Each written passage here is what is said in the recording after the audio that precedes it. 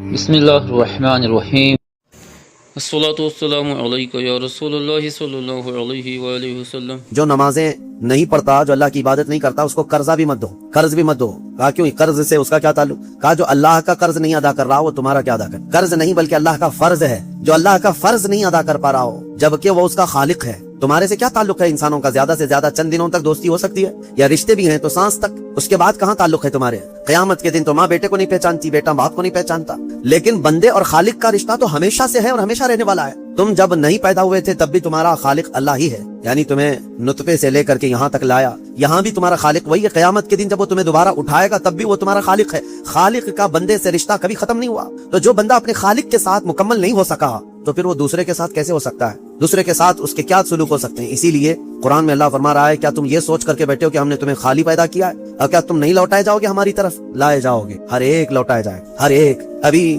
چند دنوں پہلے کی ایک بات ہے، ایک چھوٹا سا رسالہ، ایک لٹریچر جو گوتم بدھ کی عبادت کرتے ہیں ان لوگوں کی طرف سے تھا، کہ دنیا کا ایک بہت اعلیٰ ذہن کا انسان تھا، اس نے بہترین تعلیمات دی تھی، تو اس پر کسی نے، ایک مسلمان نے نقطہ لگایا تھا اور ان سے بحث ہو رہی تھی، جو بدھسٹ ہیں وہ یہی کہہ رہے تھے کہ آپ بدھا کی جو عبادت کرتے ہیں کیوں کرتے ہیں؟ کہا کہ وہ مہان آدمی ہے، مہان انسان ہے، مہان آدمی تھا، بڑے اچھے اخلاق تھے، بڑی اچھی تعلیمات دنیا کو دی۔ تو پھر پوچھنے والے نے پوچھا کہ وہ کہاں ہیں؟ کہا وہ تو چلے گئے۔ کب؟ کہا برسوں ہو گئے، 2500 سال پہلے تو انتقال ہو گیا، مر گئے۔ کہا آئے تھے اور چلے گئے۔ تو پوچھنے والے نے پوچھا تو یہ تو بڑے کمال کی بات نہیں، پھر ان کو لایا کون تھا اور واپس دنیا سے لے کے کون گیا؟ اگر وہ سب سے مہان ہے تو آج ہوتا اور ہم بھی اس کے پیچھے چلتے۔ کہا کہ وہ پیدا ہوا اور پھر دنیا سے چلا گیا، ہم یہ پوچھ رہے ہیں کون ان کو دنیا میں لایا تھا اور کون دنیا سے لے کے گیا؟ وہ بیچارہ خاموش ہو گیا۔ اس نے کہا کوئی تو طاقت ہوگی۔ کہا وہی طاقت ہر ایک کو موت کے بعد لوٹائے گی۔ دنیا کا چاہے سب سے بڑی طاقت کا انسان بھی کیوں نہ ہو، اسے موت ہے اور وہ اللہ کی بارگاہ میں لوٹایا جائے۔ اسی کو اللہ تعالیٰ فرماتا ہے، تم کیا سوچ کر کے بیٹھے ہو کہ تم ہماری طرف نہیں لوٹائے جاؤ گے؟ تم سب کو اللہ کی طرف لوٹ کر کے جانا ہے۔ اس دن کو یاد رکھو، اس دن کو یاد رکھو جب یہ ساری چیزیں دھری کی دھری رہ جائیں گی اور تم آخری سفر پر نکل چکے ہوں گے اور عجیب و غریب حالت میں ہم جاتے ہیں۔ میرے عزیزو، یہ سارے ہمارے کپڑے، ہماری جائیدادیں، ہماری سواریاں، ہماری گاڑیاں سب رہ جاتی۔ آج تک آپ نے دیکھا کہ کوئی آدمی جنازے کی بجائے مرسیڈیز میں قبر میں جا رہا ہو؟ نہیں، وہ بھی 4 کندھوں پر بوجھ بن کر کے جا رہا ہے۔ بڑی اعلیٰ قسم کی سواریاں وہ وہیں رہ جاتی ہیں، بڑے عمدہ لباس یہیں رہ جاتے ہیں۔ آخری سفر کا ایک مخصوص لباس ہے، ایک مخصوص انداز ہے اور ایک مخصوص طریقے سے لے جا کر کے قبر کے حوالے کر کے آ جاتے ہیں۔ اور اسی کو فرمایا گیا ہے کہ جس کو یہ اپنا آخری سفر یاد ہوگا اسے یہ بھی یاد ہوگا کہ میں یہاں کیوں آیا ہوں۔ کبھی آج تک آپ نے اپنے اندر جھانک کر کے پوچھا، کبھی سوچا زندگی میں کبھی ایسا وقت آیا کہ ابھی جیسے مثال کے طور پر مسجد میں آ کر بیٹھے، ابھی میں آپ سے پوچھوں پکڑ کر کے کیوں آیا ہوں یہاں پہ مسجد میں، فوراً آپ جواب دیں گے عبادت کے لیے آیا ہوں۔ مسجد کائے کے لیے ہے؟ عشاء کا وقت ہو رہا تھا، نماز پڑھنے کے لیے آیا، یا محفل چل رہی تھی محفل میں آ گیا؟ یہ تو تمہارا مقصد ہے، ہر کام کا تمہارا مقصد ہوتا ہے۔ کبھی یہ سوچا میں دنیا میں کیوں آیا، پوری دنیا میں کیوں آیا؟ جس نے اس سوال کا جواب حاصل کر لیا وہ معرفت کو پہنچ گیا، جو صحیح طریقے سے اس جواب کو پہنچ گیا وہ اللہ کی معرفت حاصل کر لے گا۔ اسی لیے میرے عزیزو، آگے رب تعالیٰ فرماتا ہے افحسبتم انما خلقناکم عبثا وانکم الینا لا ترجعون۔ حضرت موسیٰ علیہ الصلوۃ والتسلیم کے متعلق ایک بات ملتی ہے، ایک چھپکلی تھی دیوار پر چل رہی تھی، موسیٰ علیہ السلام نے پوچھا مولا اس کا کیا کام ہے، اس کا کیا کام ہے، یہ کیوں پیدا ہوئی ہے چھپکلی کا؟ ضروری نہیں کہ ہر ایک کی حکمت آپ کو معلوم ہو کون دنیا میں کیوں آیا۔ اللہ نے کوئی بھی چیز بغیر فائدے کے نہیں پیدا کی۔ رب تبارک و تعالیٰ نے ارشاد فرمایا موسیٰ، تھوڑی دیر پہلے چھپکلی نے مجھ سے پوچھا کہ موسیٰ کو مولا تو نے کیوں پیدا کی؟ حضرت موسیٰ علیہ السلام کا کیا کیا کام ہے؟ یہ ضروری نہیں کہ مخلوقات کو ایک دوسرے کی حکمتیں معلوم ہوں، ضروری نہیں ہے، لیکن اللہ تعالیٰ عبث بغیر کسی وجہ کے محض کسی کو نہیں پیدا کی۔ بس اپنے مقصد زندگی کو سمجھو اور فالتو اپنی زندگی کو ضائع مت کرو۔ جو لوگ بیٹھے اسی طرح سے اپنی زندگی کو ضائع کر رہے ہیں ان نوجوانوں کو ایک دن احساس ہو جائے گا کتنی قیمتی چیز دنیا میں ضائع کر دیا انہوں نے، کتنی قیمتی چیز۔ کروڑوں کا معجون ملا کر کے بھی بڑھاپے کو جوان کر کے دکھا دو، یہ گیا وقت پھر ہاتھ آتا نہیں، سدا دورہ دکھاتا نہیں۔ آپ جس طرح سے تیزی سے اس دنیا کو کاٹتے ہوئے جا رہے ہیں، میاں ہم تو منٹ گن رہے ہیں۔ آج دیکھیں ہم 15 تراویح پڑھ چکے ہیں الحمدللہ، ابھی تو ہم چاند کے انتظار میں تھے۔ یوں ہی وقت آئے گا، اللہ آپ کو سلامت رکھے، ہماری زندگی کا بھروسہ نہیں، اگلا رمضان بھی پھر آپ بیٹھیں گے۔ بہت تیزی سے آپ کی زندگیاں گزرتی جا رہی ہیں اور اچانک ایک دن اعلان ہو جائے گا فلاں کا بیٹا انتقال کر چکا، جنازے میں حاضر ہو جاؤ۔ یہی زندگی ہے، اسی لیے عبث اپنی زندگی کو ضائع نہ کریں۔ جو زندگی کے لمحات ہیں ان میں کچھ نہ کچھ انویسٹ کر دو تاکہ قیامت کے دن شرمندہ ہونا نہ پڑے، ذلیل ہونا نہ پڑے، رسوا ہونا نہ پڑے۔ بہرحال دوسری سورہ ہم نے جو تلاوت کی سورۃ النور، سورہ نور ہے، اس میں احکام بہت سارے آئے ہیں۔ اس کی شروعات جو ہے وہی بہت ایک سخت ترین گناہ اسلام میں اس کے مذمت میں آئی ہے، زنا۔ اللہ نے قرآن میں جگہ جگہ فرمایا وَلَا تَقْرَبُوا الزِّنَا إِنَّهُ كَانَ فَاحِشَةً وَسَاءَ سَبِيلًا، زنا کے قریب بھی مت جانا۔ اللہ فرماتا بے شک وہ سب سے بری چیز ہے اور سب سے برا راستہ ہے۔ نبی کریم صلی اللہ علیہ وسلم نے فرمایا کہ جب مومن کوئی مسلمان زنا کر رہا ہو تو ایمان کی حالت میں وہ زنا کر ہی نہیں سکتا. یہ بات یاد رکھ لو آپ، ایمان کی حالت میں کوئی زنا نہیں کر سکتا. فرمایا گیا جب زنا کر رہا ہو تو اس کا ایمان اٹھا لیا جاتا ہے. ایمان اس کے ساتھ نہیں ہوتا، ایمان اٹھا لیا جاتا ہے. ایمان اور زنا جمع ہو ہی نہیں سکتے ایک انسان کے اندر. یہ بہت سخت وعید ہے میرے آقا صلی اللہ علیہ وسلم کی حدیث پاک میں. ایمان کی حالت میں زنا نہیں ہوتا، اور جب زنا کر رہا ہوتا ہے تو ایمان نکال لیا جاتا ہے، وہ معلق ہوتا ہے، آسمانوں پر لٹکا ہوتا ہے. زنا کی حالت میں اس کے ساتھ ایمان نہیں ہوتا. اب جو آیتیں آئی ہیں اللہ فرماتا ہے الزانیۃ والزانی فجلدوا کل واحد منہما 100 جلدہ. زنا کرنے والے مرد اور زنا کرنے والی عورت کو 100 کوڑے مارو. یہ ان کے لیے ہے جو غیر شادی شدہ ہے، اور جو شادی شدہ ہے ان کے لیے رجم ہے. رجم کا مطلب ہے پتھروں سے اتنا مارو کہ وہ ختم ہو جائے، ان کی موت تک انہیں سنگسار کرنا ہوگا. یہ اتنی ہیبت ناک سزا ہے دنیا میں کہ دیکھو تو رونگٹے کانپ جائیں آپ. لیکن لوگوں کو ایسا لگتا ہے کہ ایسی اتنی بڑی سخت سزا کیوں ہے؟ میرے عزیزو، یہ ایک ناسور ہے، ایک کینسر ہے معاشرے کا. یہ کینسر ہے. جب کیمو کرتا ہے ڈاکٹر تو بہت سخت تکلیف ہوتی ہے. کیمو تھراپی آسان نہیں ہے. پورے جسم کے بال جل جاتے ہیں، خون میں پتہ نہیں کیا سے کیا ہو جاتا ہے. کیوں؟ ایک پھوڑی کہیں پر کینسر کی آئی ہوتی ہے، اس کو ختم کرنے کے لیے پتہ نہیں 10 12 کیمو دیے جاتے ہیں. زنا جو ہے پورے معاشرے کا ناسور ہے، کینسر ہے. اور اگر اس پھوڑی کو نہیں ختم کیا گیا تو ہر ایک کے ہاں یہی پھوڑی ہوگی. یہ وائرس کی طرح پھیلے گا. اور اسلام نے یہ سب سے بڑی سزا رکھی ہے زنا میں، سب سے بڑی سزا ہے. آج دنیا یہ مطالبہ کر رہی ہے کہ ریپسٹ کو اسلامی سزا دی جائے. کیوں؟ ان کی بیٹیوں کا جب ریپ ہو جائے تو وہ چلاتے ہیں اسلام وہ ہے جو ہر ایک کی بیٹی کو بیٹی کا ہی درجہ دیتا ہے، ایک عظیم خاتون کا ہی درجہ دیتا ہے. زنا چاہے بالجبر ہو بالرضا ہو، دونوں زنا ہے. یعنی زور زبردستی کیا ہوا زنا ہی ہے، خوشی سے کیا ہوا اور بڑا گناہ ہے، اور بڑا گناہ ہے. اس میں اور زیادہ ہلاکت ہے. اس کے متعلق حدیث پاک میں ہے زانی کے لیے 15 عذابات ہیں. 15 عذاب ہیں. 5 دنیا میں دیے جائیں گے، 5 قبر میں دیے جائیں گے، اور 5 قیامت کے دن دیے جائیں گے. یہ 15 عذابات وہ جھیلتا رہے گا زانی. 5 دنیا میں، 5 قبر میں، اور 5 قیامت کے دن. جو سب سے بڑا عذاب ہے اس کے لیے میں نے جو سمجھا، یہ 15 کی میں اگر تفصیل بیان کروں تو بہت لمبا ٹائم جائے گا. یہ 15 عذابات کیا کیا ہیں؟ دنیا میں جیسے اس کے رزق کی برکت ختم ہوگی، اس کے چہرے کی رونق اٹھا لی جائے گی، اور جو 5 عذابات اس کے دنیا میں ہونے والے ہیں، اس طرح سے 15 عذابات میں جو سب سے بڑا عذاب میں نے جو سمجھا وہ یہ ہے کہ قیامت کے دن رب تعالیٰ اس کی طرف نظر بھی نہیں فرمائے گا. یہ سب سے بڑا عذاب نہیں ہے تو اور کیا ہے؟ اور نبی پاک صلی اللہ تعالیٰ علیہ وسلم کی بہت ساری حدیثیں ہیں کہ اللہ تعالیٰ اس کو نہ عرش کا سایہ عطا فرمائے گا اور نہ اس کی طرف نظر فرمائے گا، بلکہ یہ فرمایا کہ جنت 500 سال کی مسافت سے اس کی خوشبو آ رہی ہوگی، لیکن زانی وہ خوشبو بھی نہیں سونگھ سکے گا. بڑی سخت سزا ہے. اور میرے عزیزو، اس سورے میں اللہ تعالیٰ نے کئی مرتبہ یہ زانیوں کا ذکر فرمایا. الزانیۃ والزانی فجلدوا کل واحد منہما 100 جلدہ. 100 کوڑے مارو. ولا تأخذکم بہما رأفۃ فی دین اللہ. اور اللہ کے دین میں کوئی ہمدردی مت لینا، یہ بھی حکم ہے. کسی کے ساتھ نرمی مت کرنا، ایسے اگر کسی کے ساتھ ہو گیا ہے تو. ان کنتم تؤمنون باللہ والیوم الاخر. اللہ فرما رہا ہے اگر تم اللہ اور آخرت پر ایمان رکھتے ہو تو ذرا برابر بھی نرمی نہ لینا اس پر. وہ اور دوسرا ایک اور سخت حکم یہ ہے ولیشہد عذابہما طائفۃ من المؤمنین. زانی اور زانیہ کو چپکے سے کہیں سزا مت دے دینا، بلکہ اللہ فرما رہا ہے ان دونوں کے عذاب پر پورے مومنوں کو گواہ بناؤ، سب کے سامنے ان کی سزا ہو. آپ کو پتا ہے نبی پاک صلی اللہ تعالیٰ علیہ وسلم کے صحابہ میں حضرت ماعز اسلمی کا نام ملتا ہے. ایک صحابی تھے. ایک دن روتے ہوئے بارگاہ رسالت میں آپ صلی اللہ علیہ وسلم میں آئے. کہا آقا مجھ سے گناہ ہو گیا ہے. حضور نے فرمایا کیا ہوا؟ کہا کہ میں بتا نہیں سکتا.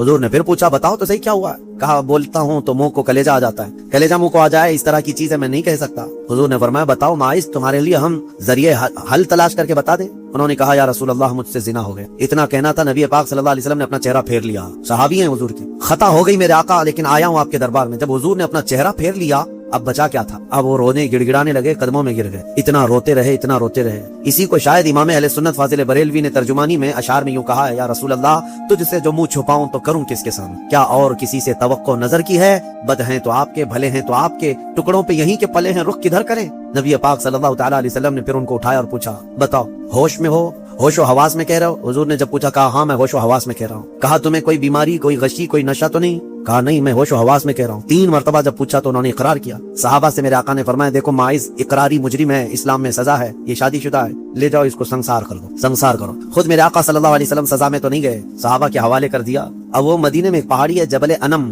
وہاں پر لے جایا گیا اور پہاڑ کے اوپر سے ماعز اسلمی کو ڈھکیل دیا گیا. وہ لڑکتے ہوئے نیچے آئے. تھوڑا سا بہت اونچی پہاڑی نہیں ہے، وہ چھوٹی پہاڑی ہے. پھر وہاں سے جتنے صحابہ تھے ان سب نے پتھر مارنا شروع کیا اور سب اتنے پتھر برسائے گئے تھے کہ ماعز اسلمی کی روح نکل گئی، انتقال ہو گیا، زخمی حالت میں تھے. جب واپس آئے میرے آقا صلی اللہ علیہ وسلم غمگین تھے. اس وقت صحابہ سے پوچھ رہے تھے بتاؤ ماعز کے ساتھ کیا کیا تم؟ کہا حضور سب ان کو سنسار کر رہے تھے. ایک صحابی آگے بڑھ کر کہتے میرے ہاتھ میں اونٹ کی ہڈی تھی، وہ لے کر کے میں نے مارا تو ماعز کی کھوپڑی پر لگ گیا، خون کا فوارہ اچھل کر میرے بدن پہ آیا. میں نے یہ کہا یہ کس پاپی کا خون لگ گیا، یہ کس خطاکار کا خون لگ گیا؟ میں کپڑے جھاڑ کر کے باہر آ رہا. میرے آقا صلی اللہ تعالیٰ علیہ وسلم کو بڑا غم ہوا، کھڑے ہو گئے. کہا یہ جملہ مت کہو، माइज ने मौत से पहले सच्ची तौबा कर। सजा तो देनी ही थी, इस्लामी हुकूमत है तो सजा दी जाएगी, सिर्फ तौबा काफी नहीं है। तौबा कर ली लेकिन अब उसके लिए बुरा जुमला मत कहो। मेरे आका ने फरमाया अल्लाह ताला ने माइज की सच्ची तौबा की वजह से जिब्राइल को भेजा और ये फरमाया या रसूल अल्लाह आपके गुलाम ने ऐसी तौबा की है कि उसकी तौबा के एवज अल्लाह ने पूरे मदीने वालों की गुनाह माफ, सबकी तौबा के बराबर फरमा दिया। मेरे अजीजों, सजा तो दी गई।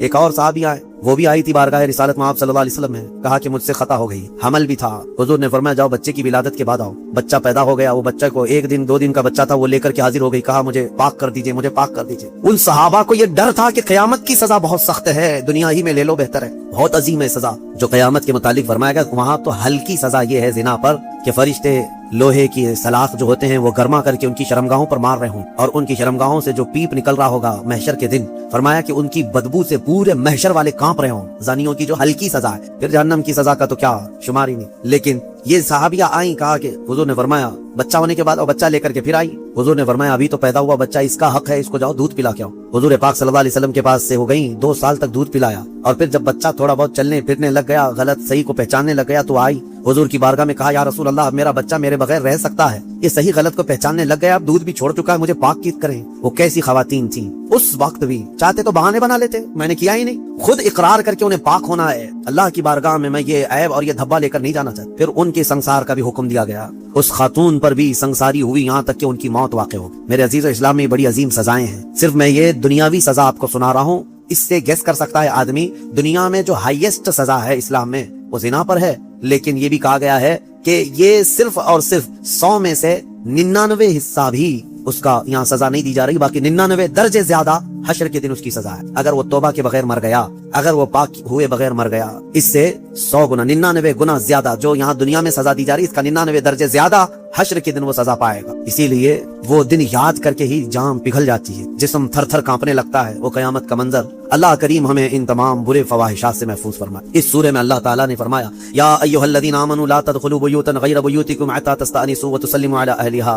ऐ ईमान वालो, दूसरों के घरों में डायरेक्ट ऐसे दाखिल मत हो जाओ जब तक कि तुम सलाम ना कर लो, ये तुम्हारे लिए बेहतर है। घर में जाने के आदाब मेरा मौला सिखा रहा है, डायरेक्ट घुस ना जाना किसी के घर में, सलाम करो पहले। और आगे पूछ रहे हैं, आगे की बातें बताता हूँ। दरवाजे पर खड़े होकर के दस्तक दो, 3 मरतबा दस्तक देना है, अगर 3 बार में भी जवाब नहीं आया तो फरमाएगा वापस पलट जाओ, उसके पीछे न लग जाओ। वइन क़ील लकुम इरजिऊ फरजिऊ, अगर कह दिया जाए कि लौट जाओ तो लौट जाओ। और लौट जाने के लिए कुछ जगह पर कहा जाता है और कुछ जगह इशारे मिल जाते हैं। जवाब नहीं आ रहा है घर के अंदर से तो वहां से निकल जाना चाहिए। आगे आयत में है लैसा अलैकुम जुनाहुन अन तदखुलू बुयूतन गैर मस्कूनतिन फीहा व मताउन लकुम। हाँ, ऐसा कोई घर है जिसमें कोई रहता ही नहीं है तो उस घर में ऐसी बगैर किसी को सलाम किए ऐसी दाखिल हो गए तो अल्लाह फरमा रहा है कोई गुनाह नहीं है। तुम्हारा सामान रखा हुआ है किसी घर में लेकिन रहने वाले कोई नहीं है। यहाँ पर ये अहकाम मुतफर्रे होते हैं, तुम्हारा ही घर है, तुमने किसी को किराए से दे रखा है, तब भी तुम्हें उस घर में जाने की इजाजत नहीं जब तक कि किराएदार रह रहे हैं। बाहर से सलाम करो और सलाम करने के अहल नहीं है तो दस्तक दो। जरूरी नहीं है कि सिर्फ सलाम के जरिए ही से लोगों को पहचाना जाए, सलाम के अगर अहल नहीं है वो लोग जो रह रहे हैं तो दस्तक दो, इसलिए कि कौन किस हालत में बैठा हुआ है या बैठी हुए तुम्हें अंदाजा नहीं। यहाँ तक के हुक्म यह है कि दरवाजे पर दस्तक देकर के दरवाजे के बिल्कुल सामने खड़ा होना भी ये दुरुस्त नहीं, बल्कि फरमाया गया दाएं जानिब हो जाओ या बाएं जानिब हो जाओ, इसलिए कि अगर कोई खातून दरवाजा खोले तो तुम्हारा आमना सामना ना हो जाए। ये इस्लाम है। और आगे उसके फौरन आयत आती है, ए महबूब आप फरमा दें मोमिनीन से यग़ुद्दू मिन अब्सारिहिम व यहफ़ज़ू फुरूजहम, अपनी आंखें नीची रखें, अपनी शर्मगाहों की हिफाजत करें। जिना की इब्तिदा आंखों से शुरू होती है, आंखों से होती है और अल्लाह ताला ने वहीं पर बंद बांधी। ना तुम्हारी आंखें बहके ना तुम्हारे बाकी के आज़ाब बहके, तुम अपनी आंखों की हिफाजत करो। ना देखा होता तो जिस्म के अंदर जज्बात नहीं आते, जिस्म के अंदर ये ख्वाहिशात नहीं आते, ये फवाहिशात नहीं आते। इसीलिए फरमाया गया अन्नज़रतु सहमुम मिन सिहामिश शैतान, नजर जो है शैतान के तीरों में से एक तीर है। चाहे औरत तुम्हें देख रही हो या तुम औरत को देख रहे हो, ये नजर जो है शैतान का तीर है। औरतों को हम पर्दे क्या हुक्म क्यों कहते हैं? इसलिए कि बहुतों की नजरों में जहर होता है और जैसे ही वो नजर डालते हैं उनके जिस्म पर आकर के वो नजर तीर लगता है, औरत के अंदर वो बुरी नजर के असरात पैदा होकर के बुरी ख्वाहिशात पैदा हो जाती है। इसीलिए औरतों को कहा गया कि वो अपनी हिफाजत करें, पर्दे में रहे। मर्द हजरात के लिए भी हुक्म है कि वो अपनी आंखें नीची रखें। तुमने अगर आंखों को आवारा छोड़ दिया तो ये आंखें तुम्हें जिना तक ले जाएंगी। यहाँ नजरों की हिफाजत बहुत जरूरी है, बहुत जरूरी है मेरे अजीजों। यहाँ तक कि हदीस पाक में है, अगर किसी ने किसी के घर में नजर डाली और घर वाले को ये बुरा लगा तो घर वाले को इजाजत है कि वो पत्थर उठाए और उसकी आंख फोड़ दे, अल्लाह उससे मुआखजा नहीं फरमाएगा। कितनी बड़ी बात है, कितनी बड़ी बात है। अगर घर वाले ने आंख फोड़ दिया तो अल्लाह उसका मुआखजा नहीं फरमाएगा। क्यों? घरों की इज्जत के लिए अल्लाह ताला ने इतने सख्त तरीके से कवानीन बनाए। इस्लाम जो है सोसाइटी चाहता है, ये नहीं है कि ये यूरोप अमेरिका की तरह अयाशी, कोई किसी के साथ कोई किसी के साथ, कौन किसका बच्चा है कौन किसका बाप है पता ही नहीं। इस्लाम में नसब और नस्ल का बहुत ज्यादा एहतमाम है, बहुत ज्यादा एहतमाम है। जिन 5 चीजों की हिफाजत फर्ज है हर मुसलमान पर, उसमें नसब की हिफाजत भी फर्ज है। سب سے پہلی چیز جو مسلمان پر فرض ہے وہ جان کی حفاظت ہے، اور ان 5 چیزوں کو پھر کبھی میں عرض کروں گا، 5 چیزوں کی حفاظت ہر مسلمان پر فرض ہے۔ اس میں جان کی حفاظت، اپنی عزت کی حفاظت اور اپنے نسب کی حفاظت فرض ہے۔ اپنے نسب کی حفاظت یہ نہیں ہے، یہی تو معاملات ہیں، کسی عورت کو آپ نے طلاق دے دیا، تمہاری عورت تو نہیں ہے، عدت کے کیا معاملات ہیں، یہ عدت کیوں رکھی گئی؟ ارے ادھر طلاق دی ہے، دوسرے دن وہ کسی اور سے نکاح کر لیتی؟ نہیں نا، عورت کے 3 حیض آنے تک انتظار کرو، دوسرے آدمی کو نکاح کرنا ہے۔ کیوں؟ اس لیے کہ پہلے آدمی کا اگر ذرا برابر بھی نطفہ باقی رہ گیا طلاق کے وقت، تو پھر اس عورت سے دوسرا مرد نکاح کر لیا تو پھر 2 مردوں کا نطفہ ایک عورت کے اندر جائے گا، تو نسب میں خلط ملط ہو جائے گا، کس کا بچہ ہے پتہ نہیں چلے گا۔ عورت کو پورا پاک ہو جانے دو، کلین ہو جانے دو، تاکہ دوسرا کوئی نکاح کر رہا ہے تو یہ ثابت ہو جائے کہ یہ اس کے بعد اگر بچہ ہوگا تو اسی مرد کا ہوگا۔ سائنس بھی اس بات کو تسلیم کرتی ہے کہ اگر پہلے مرد کا کوئی نطفہ یا کوئی ذرہ بھی باقی رہ گیا ہے تو عورت کو اگر 3 حیض کنٹینیو آ گئے ہیں تو سمجھ لو کہ اس کے اندر کوئی نطفہ باقی نہیں رہا، صاف ہو چکی عورت۔ اور اگر نطفہ ہوتا تو حیض نہیں آتے، حمل قرار پاتا، حمل ٹھہر جاتا، حیض نہیں آتا حمل کے دنوں میں۔ یہ اسلام ہے جو نسب کی حفاظت کر رہا ہے، اسی لیے نظروں کی حفاظت کرو اور اپنی شرمگاہوں کی حفاظت کرو۔ اس بے راہ روی کے دور میں، اس فتنے کے دور میں مسلمانوں، گھڑی گھڑی میں آپ کو یہ تنبیہ کر رہا ہوں کہ شیطان کا سب سے بڑا حربہ یہی ہے کہ وہ مسلمان کو زنا کے راستے پر ڈال دیتا ہے، اور اس لیے کہ سب سے آسان دوزخ کا راستہ یہی ہے۔ ہر مرد اور ہر عورت کے اندر خواہشات ہیں، ہر مرد ہر عورت کے اندر نفس ہے، اور وہ اس کام میں آسانی سے آ جاتا ہے۔ میں سمجھتا ہوں پوری دنیا میں الحمدللہ سب سے زیادہ زنا پر کنٹرول اگر کوئی کرتا ہے تو میرے مصطفیٰ کا غلام ہی ہو سکتا ہے مسلمانوں کے اندر الحمدللہ۔ ہاں، جو بے راہ رو ہو چکے ہیں، جو بھٹک چکے ہیں راستہ، اور جن کو اپنے نبی پاک سے کوئی واسطہ ہی نہیں، میرا ان سے کوئی کلام بھی نہیں، میرا ان سے کوئی خطاب بھی نہیں، میں سمجھتا ہوں دنیا میں، ارے وہ کرسچین جو میری کی قسم کھاتے ہیں اور پتہ نہیں کرسمس میں کتنی میریوں کی عزت لوٹ لیتے ہیں، ہاں، پاکیزہ مریم کی قسم کھاتے ہیں نا، ہاں، وہ جو ہے میری حضرت بی بی مریم کو کہتے ہیں جو سب سے پاکیزہ عورت ہے۔ اگر سب سے پاکیزہ خاتون پر ان کا ایمان ہے تو پھر یہ کرسمس میں ہوتا کیا ہے؟ پتہ نہیں کتنی عورتیں اس دن زنا کی شکار ہو جاتی، تو یہ میری کی قسم اٹھانے والے ہی میریوں کو لوٹ لیتے ہیں۔ اسلام یہ نہیں ہے، اسلام میں نہ مسلمان خاتون کو نہ ہی غیر مسلم خاتون کو تمہیں نظر بھر کر کے دیکھنے کی اجازت ہے۔ ہاں، اگر کوئی بھٹک گیا ہے تو اسلامی حکم پر نہیں چل رہا ہے، لیکن اگر اسلام پر چل رہا ہے تو میں دعوے کے ساتھ کہہ سکتا ہوں، دعوے کے ساتھ، پوری دنیا میں اس مرض پر سب سے بہترین کنٹرولنگ کا راستہ کسی کا ہے تو محمد رسول اللہ کا، میرے آقا صلی اللہ علیہ وسلم۔ میرے عزیزو، اس سے بچنے کے لیے ہی تو میرے آقا نے فرمایا کہ شادی کر لو، نکاح کر لو، نکاح کو آسان بناؤ تاکہ زنا کرنا مشکل ہو جائے۔ اور میں نے اس سے قبل بھی کہا تھا کہ جوان ہو جائے کوئی لڑکی تو اسے جلد سے جلد نکاح کر کے دے دو، اور اگر کوئی جوان لڑکا ہے خواہش ہے نکاح کی تو اس کے لیے زیادہ دیر انتظار نہ کرو۔ اگر گناہ میں پڑنے کا اندیشہ ہے، نکاح کیا ہے؟ سنت ہے نا میرے مصطفیٰ کی، النکاح من سنتی، حدیث پر سنتے ہوں گے آپ خطبہ نکاح میں بھی، حضور نے فرمایا نکاح میری سنت ہے، یہی سنا نا آپ نے۔ لیکن شریعت کا حکم یہ ہے کہ وہ مرد جس کو گناہوں میں پڑنے کا اندیشہ ہے اس کے لیے نکاح سنت نہیں، نکاح فرض ہے۔ اب جتنی تاخیر کرے گا اتنا اس پر گناہ بڑھتا جائے، اس لیے فضول اور بے حیائی کے کاموں میں پڑنے سے تو بہتر ہے کہ حلال راستے پر چلا جائے۔ اللہ کریم ہم سب کو کہنے سننے سے زیادہ عمل کی توفیق عطا فرمائے۔ اس سورہ نور میں جو ایک بہت بڑا عظیم واقعہ تھا اس کو میں کہہ نہ پایا، سیدہ ام المومنین طیبہ طاہرہ عائشہ صدیقہ رضی اللہ تعالیٰ عنہ میرے آقا کی رفیقہ حیات، بلکہ وہ محبوبہ رسول تھیں، ان پر ایک الزام لگایا تھا منافقین نے، اس کا دفاع کیا میرا مولا اور آیت نازل فرمایا شان عائشہ میں، صدیقہ طاہرہ کی شان میں آیت نازل ہوئی۔ ہوا یہ تھا کہ ایک جنگ سے حضور واپس آ رہے تھے، جنگ غزوہ بنو مصطلق، وہاں سے واپسی میں حضرت عائشہ بھی اس سفر میں حضور کے ساتھ تھیں۔ رات کا وقت تھا، ایک جگہ قافلہ رک گیا تو قافلہ جب رکتا تھا تو اونٹ کے اوپر جو کجاوا ایک جو ہے حجرے کی طرح بنا دیا جاتا، جھونپڑی بنا دی جاتی تھی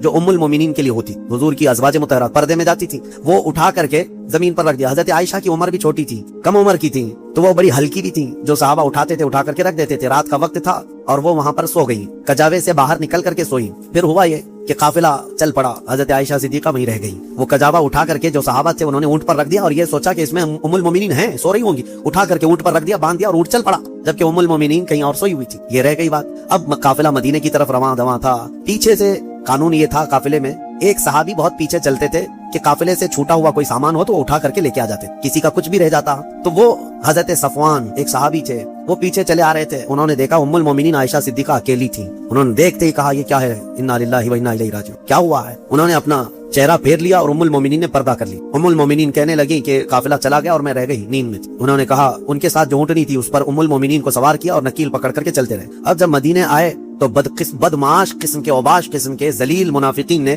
ام المومنین پر یہ تہمت لگانا شروع کیا کہ محمد رسول اللہ کی بیوی کسی اور مرد کے ساتھ چلی گئی، نعوذ باللہ۔ حضرت عائشہ ان کے ساتھ چلی گئی تھی، قافلے سے الگ آئی ہیں، یہ بہت بھدا الزام۔ اسی کے متعلق قرآن میں آج ہم نے جو سورہ نور پڑھا ہے نا، اس میں ایک آیت ہے والذین یرمون المحصنات ثم لم یأتوا باربعۃ شہداء فاجلدوہم 80 جلدہ۔ اللہ فرماتا ہے جو مومنہ عورتوں پر الزام لگاتے ہیں، تہمت لگاتے ہیں، اور اگر 4 گواہ نہیں لا پائیں گے تو حکم شرع یہ ہے کہ 80 کوڑے مارو ایسے آدمی کو جو تہمت لگایا، اور پھر فرمایا زندگی بھر پھر کبھی اس کی گواہی قبول نہیں کی جائے گی، وہ مردود الشہادہ ہے، اس کی کوئی گواہی نہیں قبول کی جائے گی جو تہمت لگاتا ہے۔ اب سنو، جب عائشہ صدیقہ رضی اللہ تعالیٰ عنہ مدینے آ گئیں تو یہ باتیں پھیلنے لگ گئیں اور بہت پھیل گئیں۔ نبی پاک صلی اللہ علیہ وسلم کو بتایا گیا کہ ایسی ایسی باتیں آپ کی زوجہ کے متعلق ہیں۔ حضور پاک صلی اللہ علیہ وسلم حضرت عائشہ کے پاس آئے، پوچھے عائشہ یہ کیا میں سن رہا ہوں؟ حضرت عائشہ صدیقہ رضی اللہ تعالیٰ عنہ رونے لگ گئی، بڑا پیار کرتے تھے میرے آقا ان سے، اور وہ بھی بہت محبت کرتی تھی۔ حضور پاک صلی اللہ علیہ وسلم نے پھر ہوا یہ کہ حضرت عائشہ سے بات کرنا بھی چھوڑ دیا حضور، کہ میں اس وقت تک انتظار کروں گا جب اللہ تعالیٰ کا حکم آ جائے۔ اب یہ ام المومنین کے لیے کتنا ڈیفیکلٹ اور کتنا سخت مرحلہ ہوگا کہ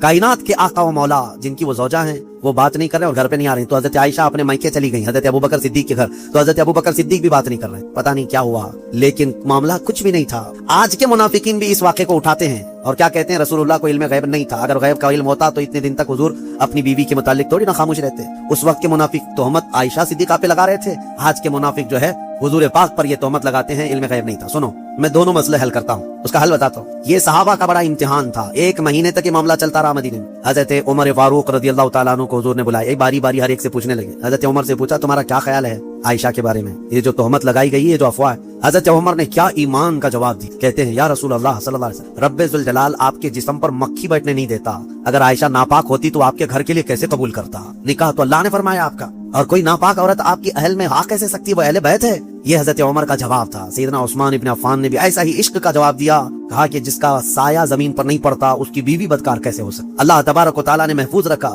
اب جو خواتین صحابیات تھیں ان کو بھی حضور بلانے لگے، پوچھنے لگے عائشہ کے بارے میں کیا خیال؟ یہ در حقیقت ایک امتحان چل رہا تھا۔ وہاں جو منافق تھے وہ تو کہنے لگے، جب منافق کون تھے؟ ظاہر وہ مسلمان ہی تھے، حضور کے پیچھے نماز پڑھتے تھے، بڑی بڑی باتیں کرتے تھے، لیکن اندر کیا تھا وہ کیا ہے؟ جب حضور ان سے پوچھتے آپ کا کیا خیال ہے، آپ کا کیا خیال، کہتے کیا بتائیں، لوگ تو ایسا کہہ رہے ہیں، پتہ نہیں ہو سکتا ہے بہک گئی ہوں گی، کچھ ہو گیا ہوگا۔ یہ منافقین کے جوابات، یہ منافقین کے جوابات۔ ایسے بہت سارے لوگ ہیں، ہم کو تو نہیں معلوم لوگ، لیکن لوگ کہہ رہے ہیں ایسا ہوگا۔ یہ جلانے والا جواب ہوتا ہے، آج بھی ہوتے ہیں اس طرح کے جوابات، ان کو کانفیڈنس کے ساتھ کہنا نہیں ہوتا۔ اب جو خواتین تھیں ان سے پوچھا گیا تو وہ تو کہنے لگی یا رسول اللہ صلی اللہ علیہ وسلم، عائشہ اتنی چھوٹی ہے کہ وہ آٹا گونتے گونتے سو جاتی ہے، روٹی کب پکتی ہے اسے پتہ نہیں ہوتی، تو یہ اونگ آ گئی ہوگی، سو گئی ہوگی، اور اس کا میلان کبھی کسی مرد کی طرف ہم نے نہیں دیکھا۔ کھیلنے والی خاتون ہے حضرت عائشہ۔ نبی پاک صلی اللہ تعالی علیہ وسلم نے یہ سب سے پوچھا، اس کے بعد مہینہ بھر گزرنے کو تھا، آیتیں نازل ہو گئی سورہ نور میں، اللہ تعالیٰ نے پوری برت ظاہر فرمائی، ارشاد فرمایا بے شک وہ لوگ جو الزام لگاتے ہیں بغیر کسی سبب کے وہ بڑے ظالم ہیں۔ ماں عائشہ صدیقہ کی برت میں جب آیت نازل ہوئی، حضور آئے حضرت عائشہ کے گھر، حضرت ابوبکر صدیق کو بتا دیا تھا کہ آیت عائشہ کی برات میں صفائی میں نازل ہو گئی ہے، تو پھر حضرت ابوبکر بھی دوڑے دوڑے عائشہ صدیقہ کو خبر دینے چلے گئے، اور جب حضرت عائشہ نے یہ خبر سن لی تو اس قدر اس دن خوشیوں سے پھولے نہ سما رہی تھی کہ نبی پاک صلی اللہ تعالی علیہ وسلم جب گئے گھر تو وہ ان کی محبت کا معاملہ تھا، حضور ان سے بات کر رہے تھے تو حضرت عائشہ حضور کے سامنے نہیں آ رہی تھی، کہا نہیں میں پہلے آپ سے نہیں بات کروں گی، میں پہلے اس مولا کا سجدہ ادا کروں گی جس نے میری برت کا اظہار فرمایا۔ دوستو اتنی محنت سے آپ کے لیے اسلامک انفارمیشن پیش کر رہا ہوں، آپ سے ریکویسٹ ہے، اپیل ہے کہ ہمارے چینل کو سبسکرائب ضرور کریں اور اپنے دوستوں میں شیئر بھی کریں۔